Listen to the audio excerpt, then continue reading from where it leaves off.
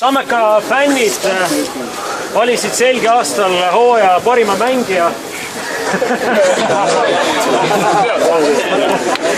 Ja sel aastal oli konkurents või hääletustulemus. Mängisime meeskonna paljud erinevad mängijad said punkte.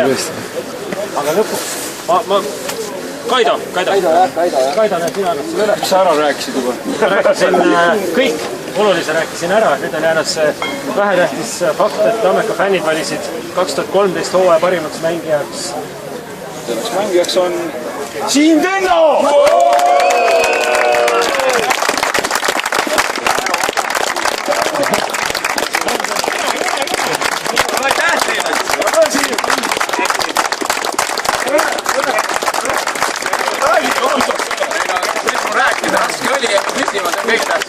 Loodan, et järgmine aasta läheb paremini. Loodan, et teete kõik alles. Sina ka!